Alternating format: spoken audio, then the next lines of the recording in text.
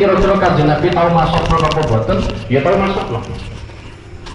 Lah kadang Kanjeng Nabi dalam melaknat utawa masuk itu kadang keliru.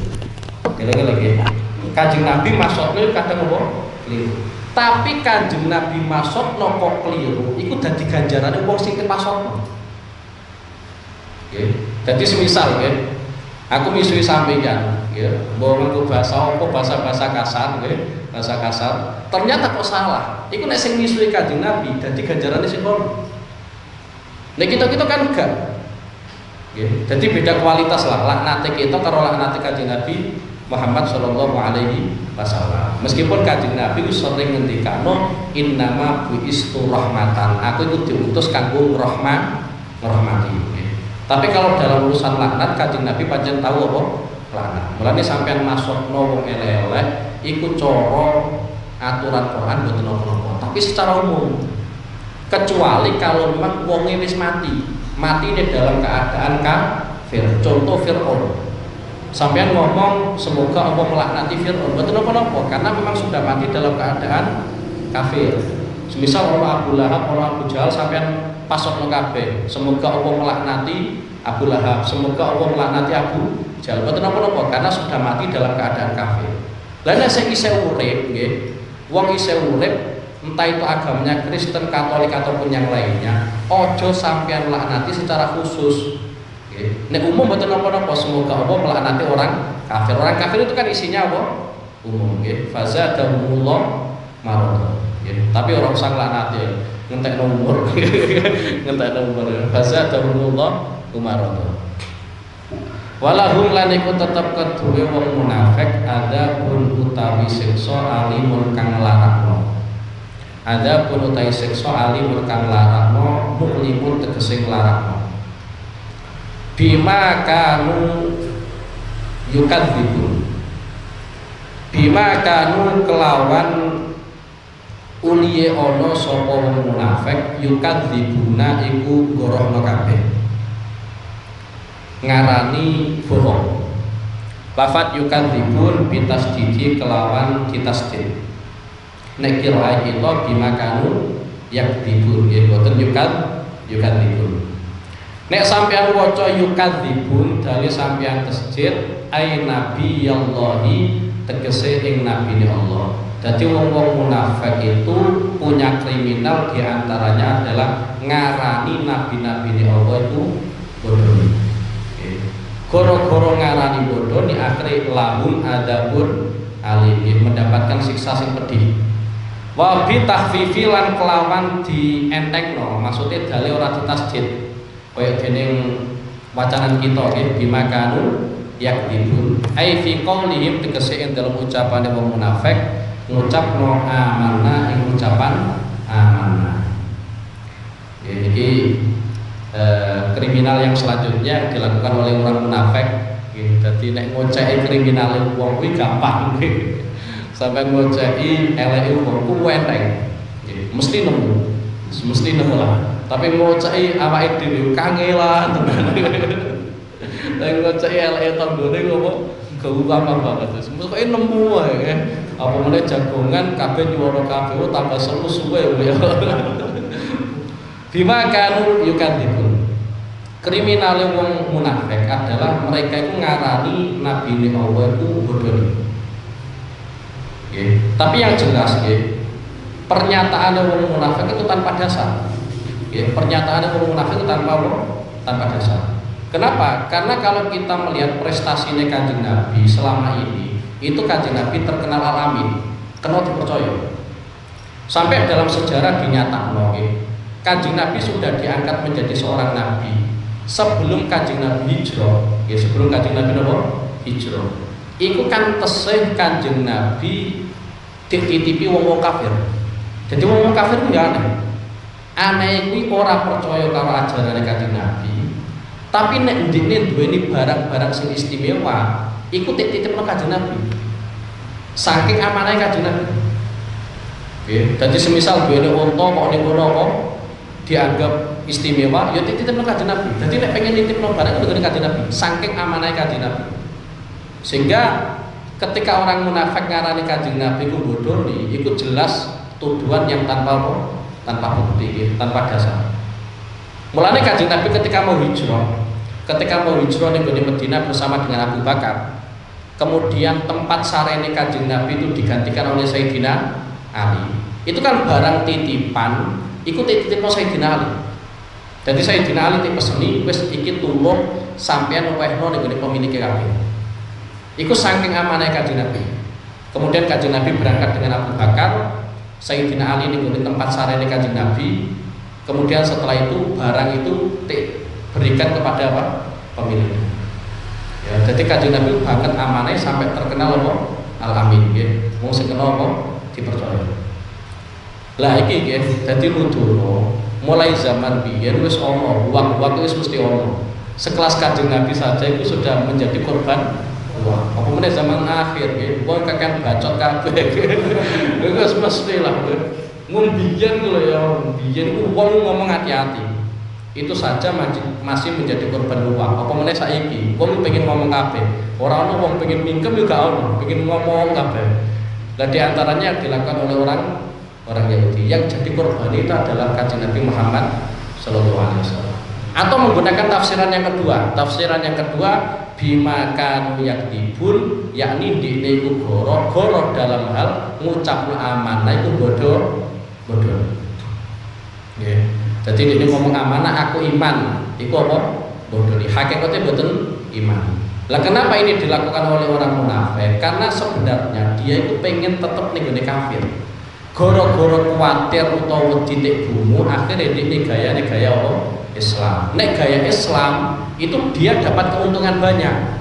Cara pandangan ini nggih, cara persepsi ini untuk keuntungan banyak. Siji ora mateni. Mengko wong Islam kok untuk jaran-jaran perang utawa istilah ghanimah, itu juga mereka mendapatkan apa? Ghanimah. Iku munafik. Tapi kita ngelak-ngelak ya piye? Karena gini iki sejarah ya sejarah kudu kita akoni. Setiap peperangan Kanjeng Nabi kok ning kono ana wong munafik iku menang. Iku sembuh.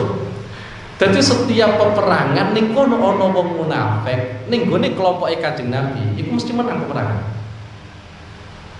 Tapi ana peperangan wong munafik kok gak melu blas, tapi malah kalah. Perang Uhud itu kenapa orang Islam itu kalah?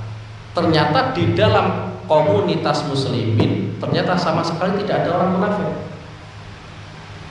Tapi sampai nih orang usah bangga wong munafik, ternyata wong munafik punya jasa ya, mboten. Iki gawe titen-titenan mawon nggih. Yang memenangkan itu berkat siapa ya kita tidak tahu. Sing jelas dalam catatan sejarah setiap peperangan zaman Kanjeng Nabi di dalam kelompok orang Islam ana wong munafik itu mesti menang. Perang Badar menang. Meskipun diewangi malaikat, meskipun diewangi apa? Malaikat. Tapi di dalam kelompok orang Islam ternyata orang munafik. Perang Uhud kalah orang Islam. Kenapa? Ternyata ning kono orang munafik. Wis paham nggih? Jadi kalau munafik ya pada keanehan, nggih, keanehan. Lah semuanya ini kita supaya sadar bahwa semuanya itu takdir pengira. Kita kon ngimani bahwa nu'minu bil qadar khairihi wa syarrihi minallah. Jadi kita iman kepada takdirnya Allah, boleh wa apik. Malah nek cara dawuh Mbah Mun nggih, cara dawuh Mbah Mun niku sering tak ngendikane biyen al khairu fi ma'radis syarr wa syarr fi ma'radil khair. Nggih. Al khairu fi ma'radis syarr. Kebaikan itu potensinya ya ono eleke. Di antara yang contohnya gitu, sampean sedekah itu ya apik. Tapi sedekah pas pilpres, wah rawan ya. Iku sedekah apa suap. Depannya ngono. Lah kita gak bisa membuktikan seperti itu semua ya. Itu semuanya adalah supaya kita yakin bahwa wa nu'minu bil qadar khairihi wa syarrihi minallah. Begitu pula sebaliknya. Wa syarr fi ma'radil khair. Keelekan itu potensinya dadi apik. Nggih, keelekan itu ya potensinya dadi apa? Apik. Lah di antaranya contohnya seperti tadi ono peperangan wong Islam karo wong kafir ning gone kelompoke wong Islam ana wong munafik malah menang. Lah sampean kalau posisi ini dadi wong apik, ora usah mensyaratkan kudu menang. Nggih, ora usah mensyaratkan kudu menang terus. Lah iya wong cangen lho ngaji pirang-pirang ya. Wong cangen yang ikut paling berapa persen? Sing dangdutan. Wow, kira-kira akeh sing dangdutan wae kan. Dadi ngeten nggih, dadi nek cara dawuhe Imam Bukhari nggih, dawuh Imam Bukhari niku salah setunggalipun hadis. Kenapa Kanjeng Nabi ku nek perang kok kadang menang kadang kalah? Padahal sampean bayangno Kanjeng Nabi kekasih Allah. Tapi perang yo kadang menang kadang kalah. Kanjeng Nabi yo kekasih Allah. Ternyata diinjak-injak oleh orang kafir di Mekah selama itu cuma beliau sabar. Kenapa tidak melawan? Cara pangeran utus malaikat kon ngewahi Kanjeng Nabi. Kan yo wis ilang tenan wong kafir.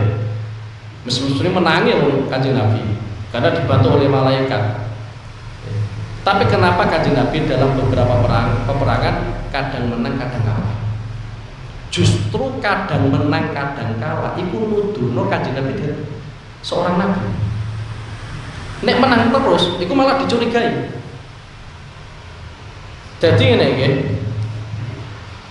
Biyen kuwi wonten sahabat asmanipun Abu Sufyan. Abu Sufyan itu pada akhirnya piyambake itu dadi mertuane Kanjeng Nabi.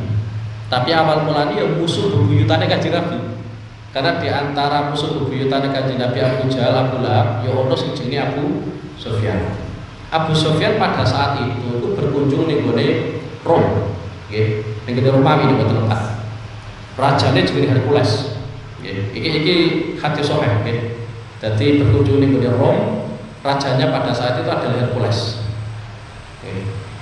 Lah pada saat dia berkunjung ning gone Rom, dijumpai oleh Raja Hercules, itu ternyata Abu Sufyan masih dalam keadaan kafir.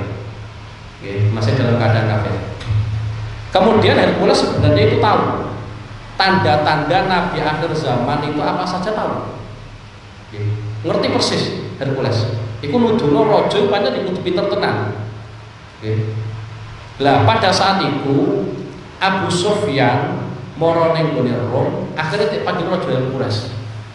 Pertama kali ditanyakan oleh Hercules, saya dengar kok dari daerah kamu, dari kelompok kamu kok ada orang lelaki yang ngaku jadi nabi. Jawabannya Abu Sufyan, iya, pancen ono wong lanang sing ning kono ngaku dadi nabi. Bahkan itu masih kerabatku. Soalnya Kanjeng Nabi kalian Abu Sufyan itu nek runut nasab isih dulur naik. Padha karo Abu Jahal, padha karo apa? Abu Lahab. Jadi saya pernah saya dulur lah, saya dulur. Kemudian di antara sekian pertanyaan ada 11 pertanyaan. 11 pertanyaan ini semuanya untuk membuktikan lelaki tersebut itu benar-benar calon nabi atau ternyata di antara pertanyaan itu bagaimana peperangan antara kelompok Islam dan kelompok kafir. Ternyata jawabannya Abu Sufyan, peperangan al-qital sijalun bainana. Peperangan itu ya gilir gumanti, kadang menang kami, ya kadang menang mereka. Ya, kadang menang kami, kadang menang mereka. Di antara pertanyaan yang menarik unik, sing melu wong lanang kuwi iku dari kelompok bangsawan utawa kelompok rendah. Jawabannya Abu Sufyan ya dari kelompok rendah. Rata-rata nabi kuwi pengikutnya mesti yang awal-awal iku mesti wong ora mampu. Wong ora mampu. Iku takdire nabi kaya ngono. Sing sugih-sugih iku malah ora melu nabi awal-awal. Jadi ada 11 pertanyaan, di antara jawabannya Abu Sufyan seperti itu. Ternyata Hercules itu dari jawabannya Abu Sufyan yang mengatakan al-qitalu sijalun bainana wa bainahum, peperangan itu si gilir gumanti, kadang menang kami, kadang menang mereka. Itu ternyata sebagai tanda bahwa Kanjeng Nabi benar-benar menjadi seorang nabi. Jadi sampeyan umpama ning gone kelompok yang benar, yakin bener mantep bener kok ternyata perang kok pola kalah wae, ya wis ora apa-apa, pancen takdire pengiran. Ora usah sampai mensyaratkan kudu apa? Benar. Sing jelas hak itu nanti benar, yang hak. Meskipun kita dalam kebenaran, dalam pertarungan gak mesti menang. Mulane cara ning Al-Qur'an disebutno wa qul ja'al haqqu wa zaqal batil innal batila kana zahuqa. Lah angan-angan sampeyan umpama detik ini tidak tercapai, kalau keinginan itu benar, insya Allah ya tercapai. Ya mbok pirang tahun kas. Ojo kok sampeyan Nabi Ibrahim kaya ngono. Nabi Ibrahim itu tahu donga. Di antara dongane Nabi Ibrahim adalah semoga saya itu dikenang.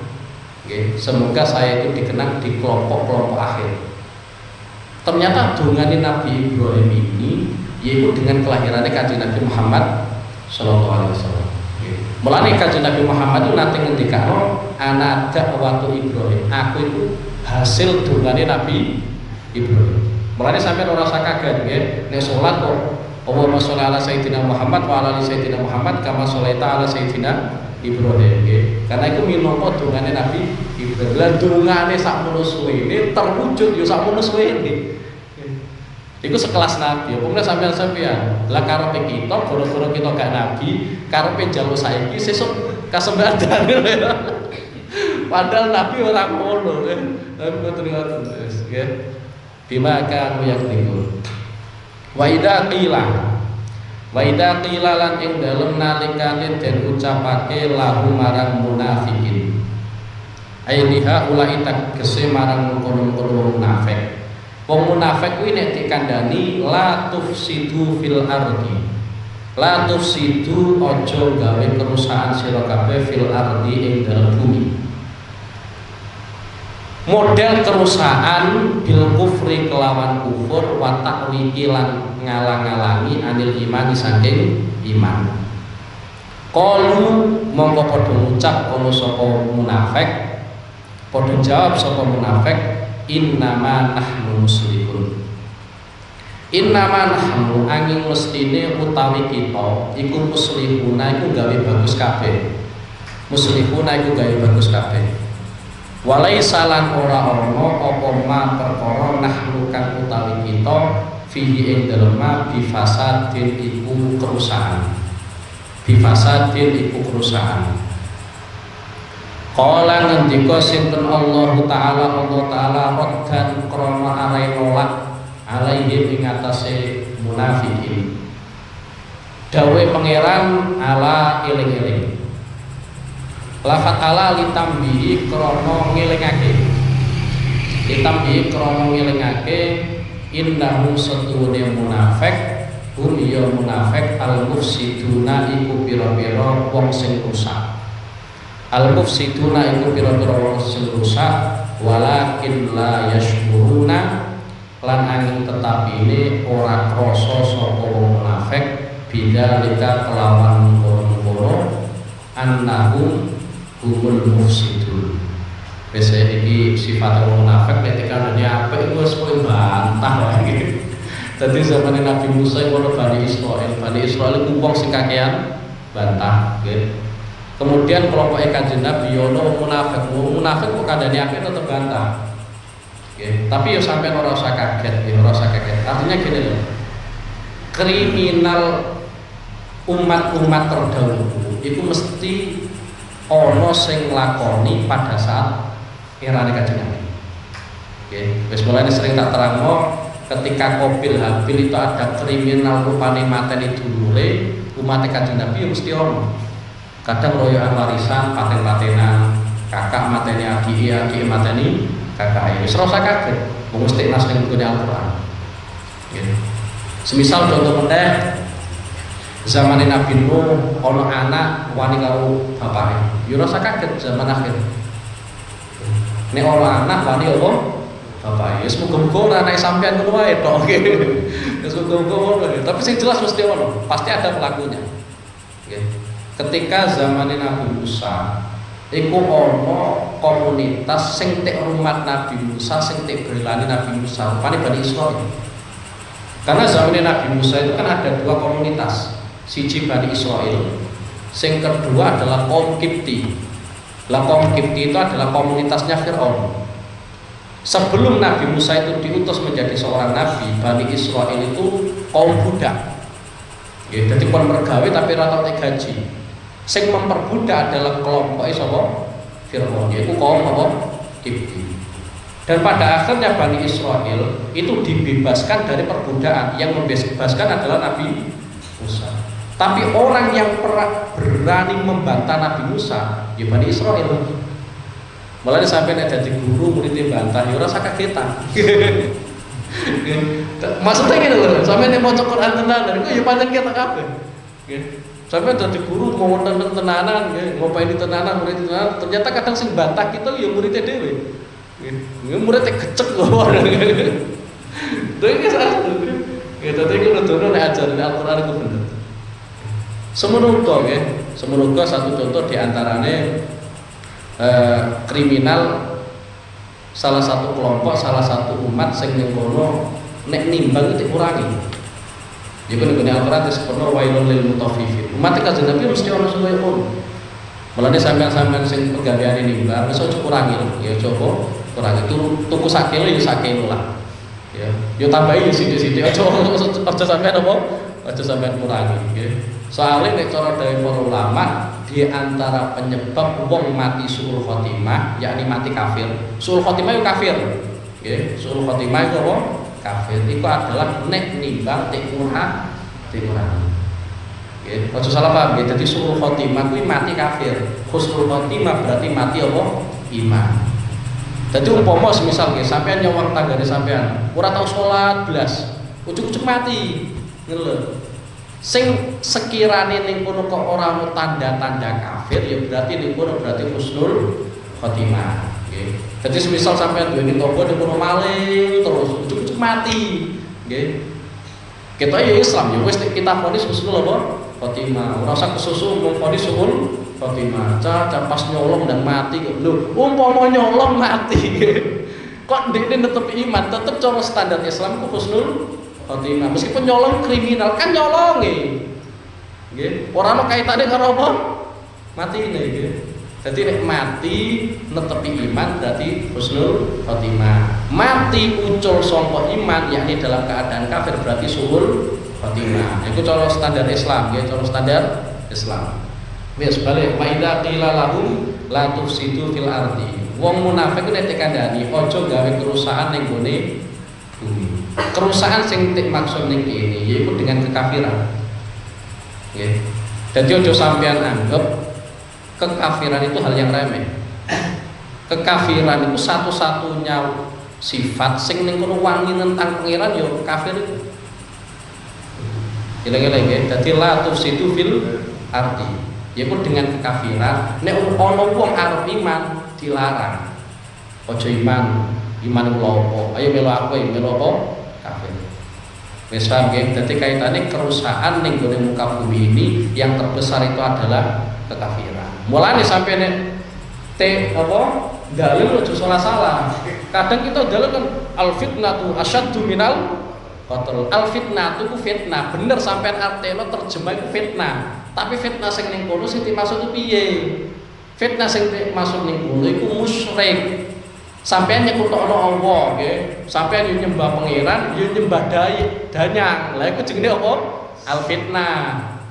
Nek sampeyan fitnah nuduh tanggane bocah kok nyolongan, iku nek bandingno mateni wong tetep gedhe mateni nggih. Dadi dalil sini al fitnah asyaddu minal qatl. Ngapal Quran sak uplek koyo.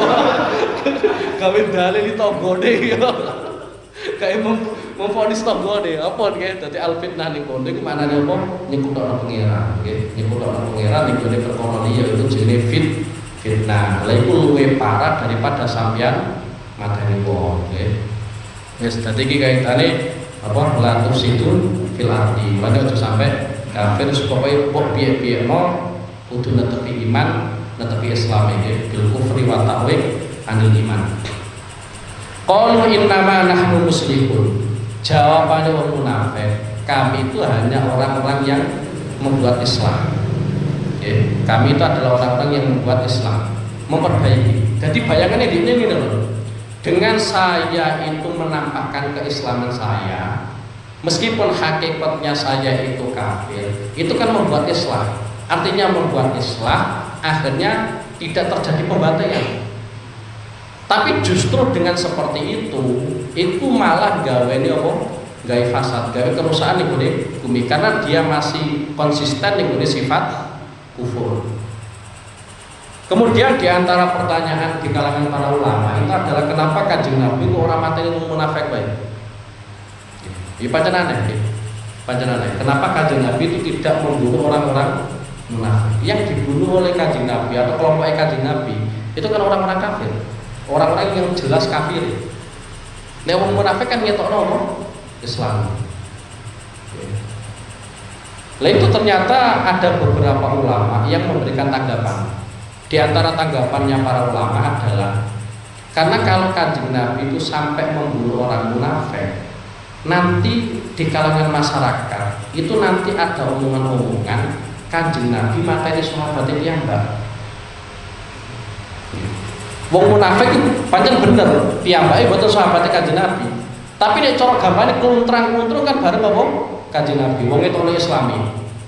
Kanjeng Nabi wayahe perang dene yo melu perang nggih. Cara wayahe Kanjeng Nabi bagi ghanimah yo dene untuk jatah ghanimah. Dadi nek delok secara fisik wong munafik iki koyo sahabate Kanjeng Nabi.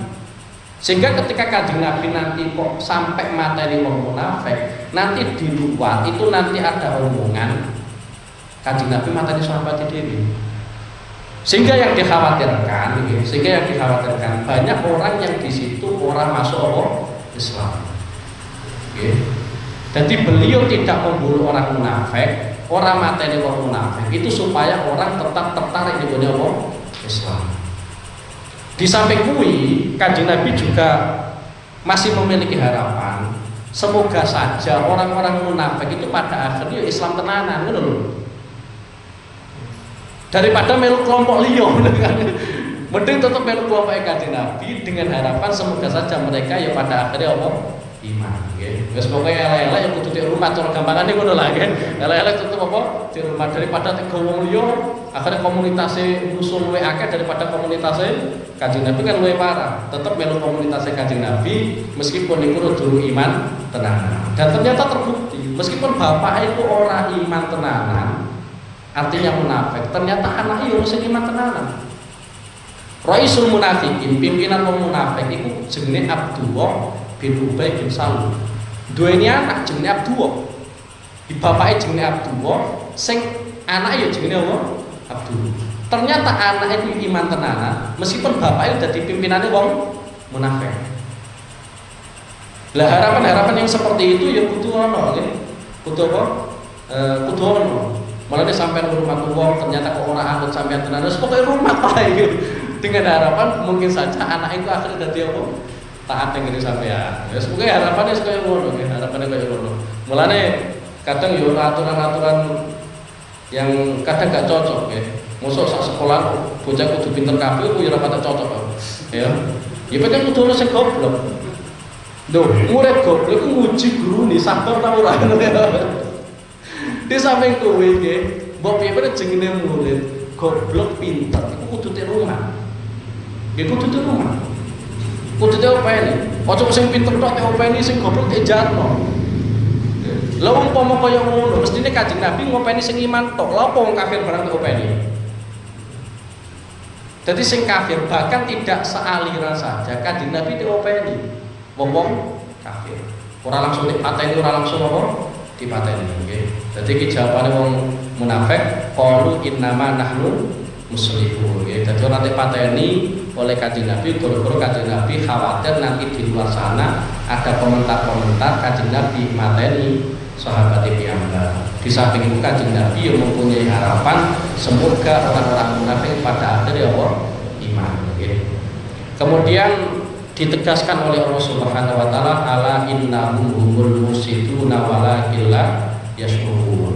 Jadi eling-eling mereka yakni orang-orang munafik iku hakikate pancen yo gawe kerusakan, tetapi mereka gak krasa nggih. Mulane mbok piye-piyeno sangka ayat iki nuduhno wong ku nek wis keserang atine kakian penyakit, justru malah ora krasa nek dene duweni apa penyakit. Kadang sing perkara-perkara elek dianggap perkara-perkara apik. Ala innahum humul mufsiduna walakin la yashurun. Wa idza qila lan ing dalem nalikane den ucapake lahum marang al munafiqin aminu imanu sira kabeh kama amana kaya undi iman sapa annasu sapa manungsa rupane anas ashabun nabi rupane pira-pira sahabat Kanjeng Nabi.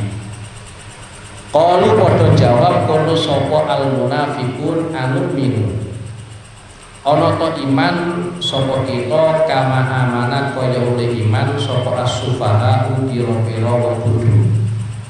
As-sufaha ayil jual tegese pira-pira wong bodho.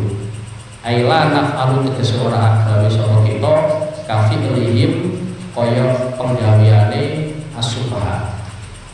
Qala ketika sinten Allah taala dan korona arenola alaihi ngatasi al-munafiqin ala eling-eling indah setuhune munafik kum ya munafik iku as-sufaha itu pira-pira wong bodho walakin la ya'lamuna lan angin tetapi orang ngerti sapa munafik dalika ing mengkono-kono annahum humus sufaha. Iki cara munafik diomongi untuk yang kedua kalinya. Jadi orang munafik diomongi sampai terus ini iman koyok sahabat-sahabat Kanjeng Nabi. Tanggapane wong munafik mosok aku arep iman koyok imane wong bodho. Jadi memposisikan sahabat Kanjeng Nabi wis ning gone kastane wong bodho. Jadi iki gawe ngentahi. Orang itu supaya meskipun benar, tapi kalau memang tampilannya tidak desainer, tapi niru terus mikir. Mulanya diantara kecerdasan orang Yahudi, diantaranya ini, kadang Kanjeng Nabi itu diarani majnun, wong gedhe.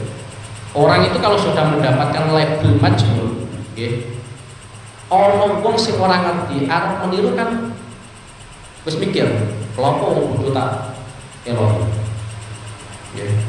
Jadi memang seperti itu.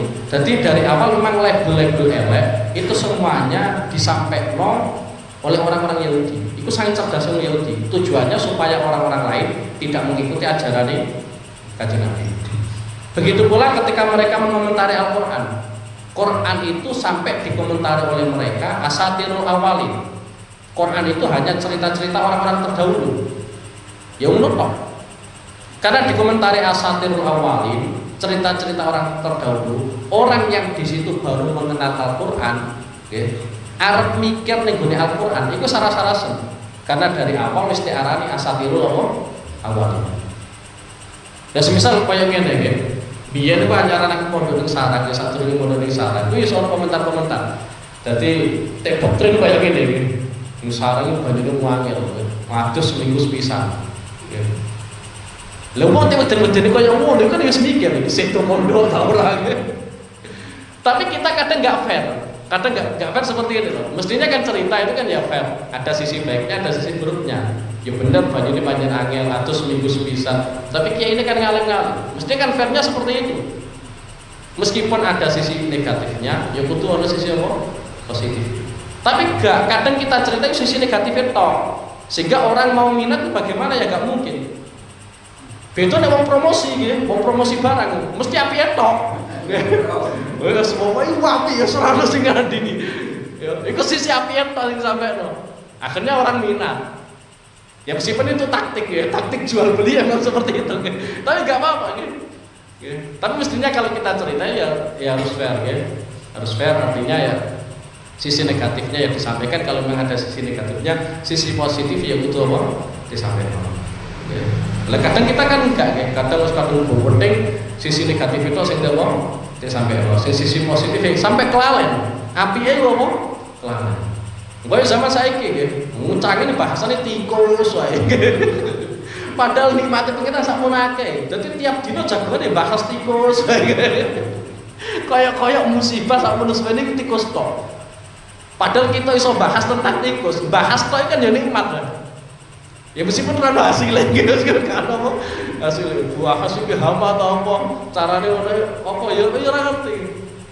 Jadi lah seperti itulah ya. Mulane ojo sampai kita mengingat satu cobaan kemudian melalaikan banyak apa? Kenikmatan nggih.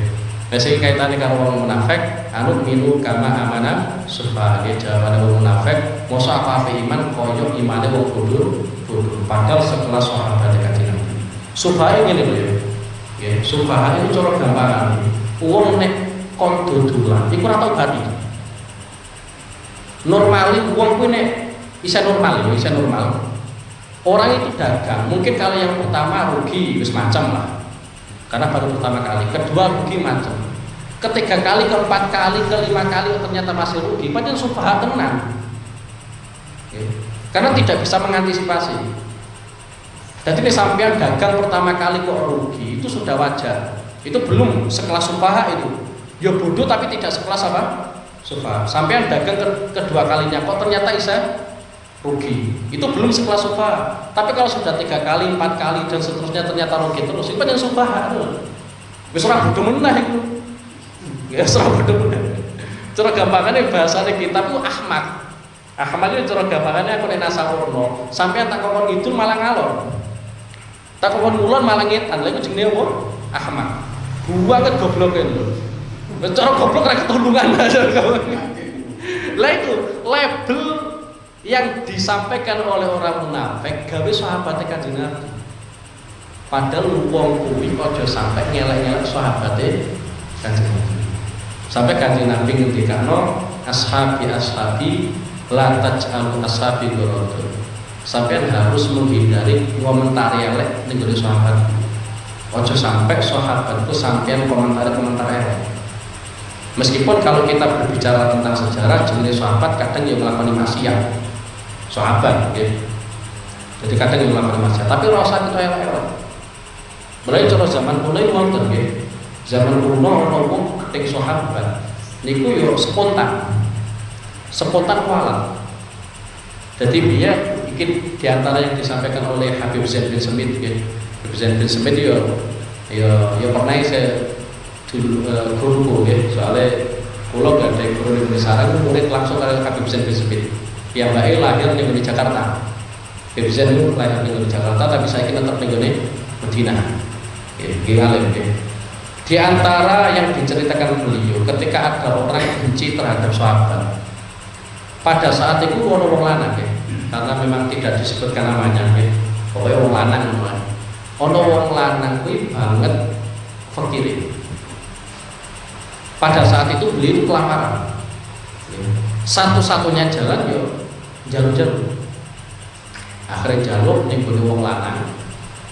Ya, wong lanang. Wong lanang sing nek jaluk ternyata banget gedinge karo Abu Bakar karo Sayyidina Umar. Lah wong sing jaluk-jaluk iki pada saat meminta-minta, ternyata beliau mengatakan atas nama Abu Bakar, atas nama Sayyidina Umar, kula nyuwun. Wis malah terus mulai.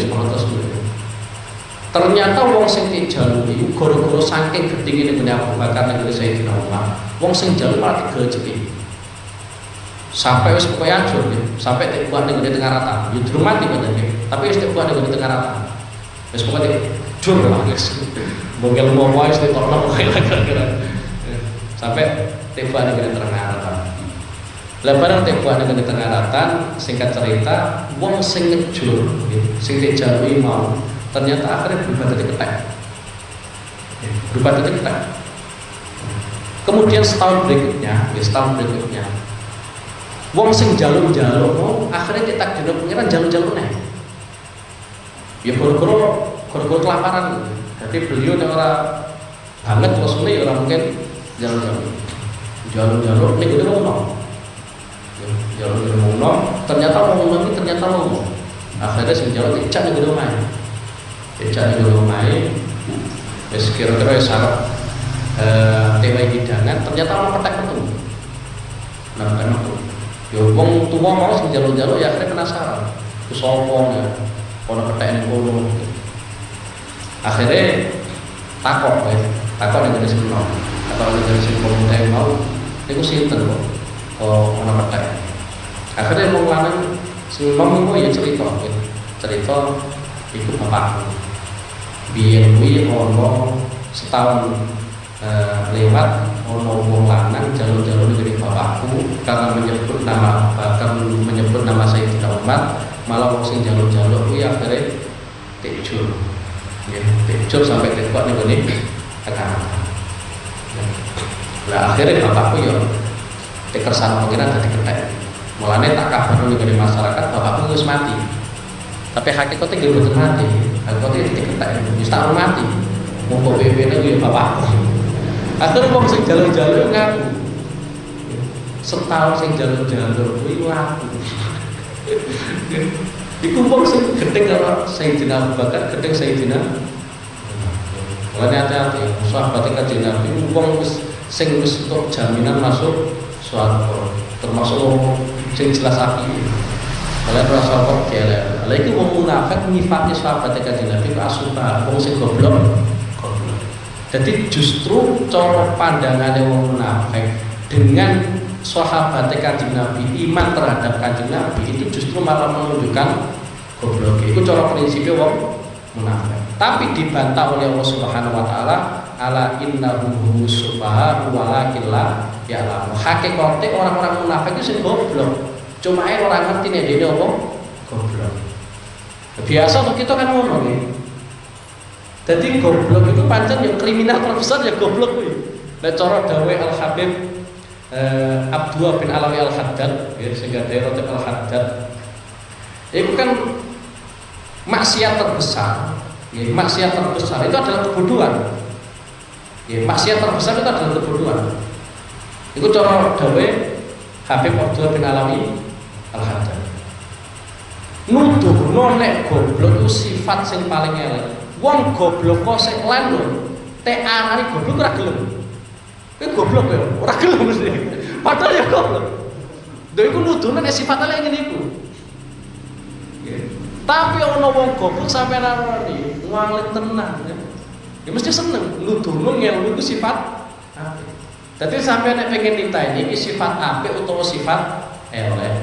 Kira-kira nek sampeyan sifat iki seneng ta ora? Nek sifat kuwi kok seneng berarti sifatnya sifat apik. Masyaallah kok lumane koyo ngono cah. Sampeyan atine kok udah segede atine kok berbunga-bunga berarti sifat apik iki. Sampai arani lho, sampai sedekah kemudian polis ya medit itu. Sampai mantel ya berarti medit itu sifat apa? Sifatnya. Iku tanda-tanda ya. Jadi mulai cara Dewi Habib Abdullah bin Al-Haddad, dosa terbesar, maksiat terbesar yaitu apa? Bodoh. Jadi wong munafik itu ora iso bedakno kaya ngene iku. Sing apik iman apa sing apik kufur gak iso bedakno. Tapi omongane ku akeh. Mulane ning gone Al-Qur'an disebutno wa iyyaqulu tasma' liqaulihim. Mereka itu kalau ngomong itu mesti sampai ngomong, saking genahe nek ngomong. Nek cerita ku winu ngono ya. Tenang ya. Iku wong munafik. Rengeng jebule bodoni. Iki wong munafik. Ala innahum nufsi suba walakin la ya'lamun. Wa idza laqul ladina amanu qalu amanna wa Maulaya salli wa sallim iman abada ala habibika khairil khalqi kullihim huwa